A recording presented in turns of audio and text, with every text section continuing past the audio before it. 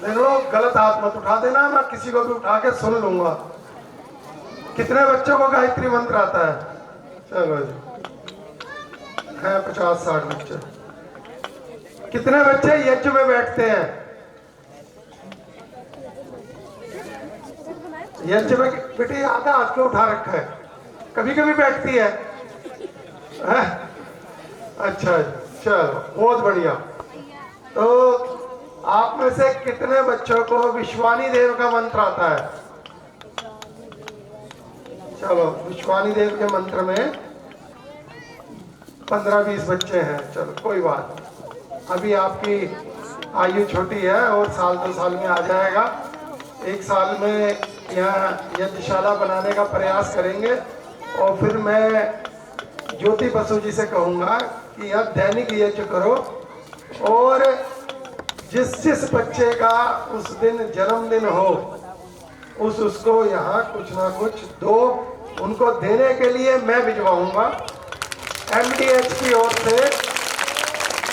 MDH के जो director हैं महाशय राजीव गुलाटी जी और उनकी जो धर्मपत्नी है श्रीमती ज्योति गुलाटी जी, उन्होंने बच्चों के लिए इतना सामान बनवाया है कि कई ट्रक सामान मैं पता नहीं कितने स्कूलों में गुरुकुलों में दे चुका हूँ। यहाँ भी भिजवाएंगे और बच्चों को उनके स्टेशनरी के रूप में जो जो आवश्यकता है, जिसका रोज जन्मदिन हो उसको वो दे। ये दोनों भाई अभी पंकज जी ने बताया मेरे साथ टंकारा यात्रा में थे, और भी थे, राजकुमार जी थे, लेकिन मैंने इन दोनों भाइयों में एक खूबी देखी। ज्योति बसु जी और राष्ट्र बसु जी ये सामने खड़े हैं। ये पूरे हमारी यात्रा में लगभग 8-10 दिन की यात्रा थी, उसमें ये मेरे को बिल्कुल अनुशासित लगे और इन्होंने अपनी एक छाप मेरे दिल पे छोड़ी। इतनी जल्दी मैं कहीं जाता नहीं हूँ कि कोई बुलाए और मैं चला जाऊं, लेकिन इनकी एक छाप थी जो मेरे मन पे थी, तो इसलिए मैं मना नहीं कर पाया। और इन्होंने तो कल बुलाया था, कल मैं आ नहीं सकता था, तो इसलिए मैंने कहा नहीं मैं एक दिन पहले आऊँगा। और आज भी मेरी कोई मजबूरी है, मुझे जल्दी जाना है। चलो कोई बात नहीं। आपने मुझसे कहा यहाँ एक यज्ञशाला बनानी है, आज उसका शिलान्यास मैं कर रहा हूँ और प्रयास करूँगा कि उद्घाटन MDH के डायरेक्टर महाशय राजीव गुलाटी जी के हाथों से हो। जल्दी से जल्दी उसका निर्माण करा के उसका उद्घाटन उनके हाथों से कराया जाएगा। और भी जो आप कोई आदेश करेंगे उसको भी देखेंगे, क्योंकि वो एक छोटी सी बात है लेकिन संसार के लिए बहुत बड़ी बात है।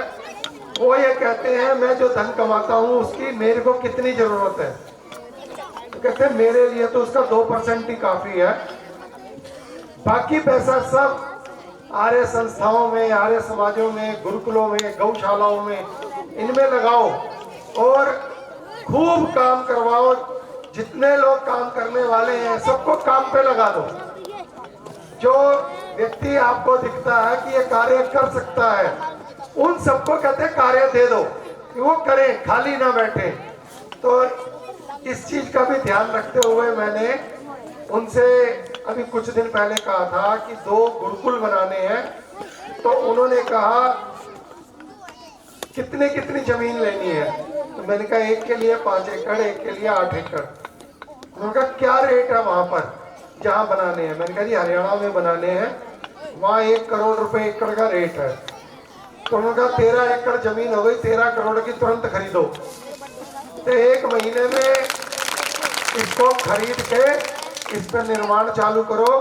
मैं 13 करोड़ ये और 8 करोड़ रुपए बनाने के बिल्कुल अलग कर देता हूँ, और ये 2 गुरुकुल तैयार करो और इसके साथ 10 और तैयार करो।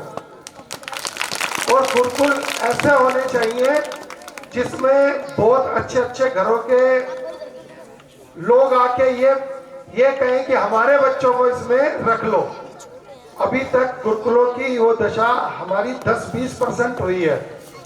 अभी तक तो आज से 10-15 साल पहले तक ये था कि जो नालायक बच्चे हैं, जो माँ बाप का कहना नहीं मानते, उद्दंड है, उनको गुरुकुल भेज दो, या जिनके यहाँ खिलाने को नहीं है उन्हें भेज दो।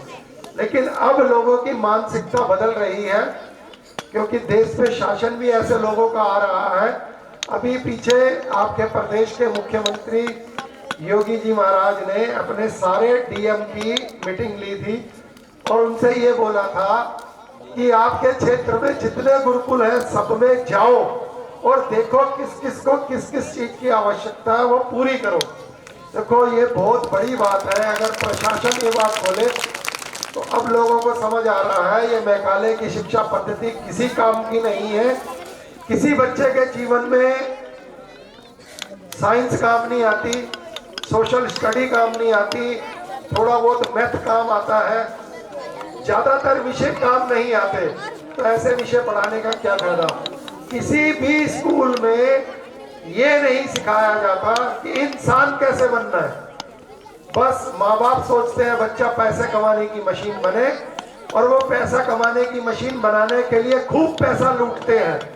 माँ बाप बेचारे कर्जा लेते हैं, इधर उधर से जुगाड़ करते हैं और अपने बच्चों को पढ़ाते हैं।